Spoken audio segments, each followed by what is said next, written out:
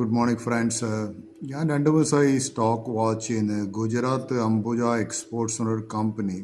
ഇതൊരു 6768 കോടി മാർക്കറ്റ് ക്യാപ്പുള്ള കമ്പനിയാണ്. ഇന്ന് കുറച്ചത് അതിൻ്റെ ലോവസ്റ്റ് നിന്ന് കുറച്ച് റിക്കവറി ചെയ്യാൻ തുടങ്ങിയിട്ടുണ്ട്.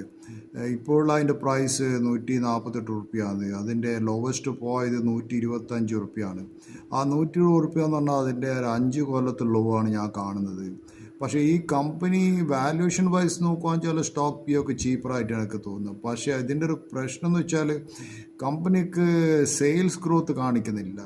അതാണ് അത് വലിയൊരു പ്രശ്നം. സെയിൽസ് ഗ്രോത്ത് ഇല്ലാത്ത ഒരു 1.5% സെയിൽസ് ഗ്രോത്തേ കാണിക്കുന്നുള്ളൂ. Operating profit growth 8.7%. പക്ഷേ സ്റ്റോക്ക് വാല്യൂഷൻ ചീപ്പാണ്. ഇന്ന് കുറച്ച് ചെയ്ത് കാണുന്നുണ്ട്. നിങ്ങൾക്ക് വേണമെങ്കിൽ കൺസിഡർ ചെയ്യാറ് 100 റുപ്യെല്ലാം കിട്ടുന്ന സമയത്ത് ഈ സ്റ്റോക്ക് വാച്ച് ചെയ്യുക. അത്ര തന്നെ എനിക്ക് പറയാനുള്ളൂ. ഇതൊരു നിഫ്റ്റി സ്റ്റോക്കാണ്, നിഫ്റ്റി 500 വരുന്ന സ്റ്റോക്കാണ്.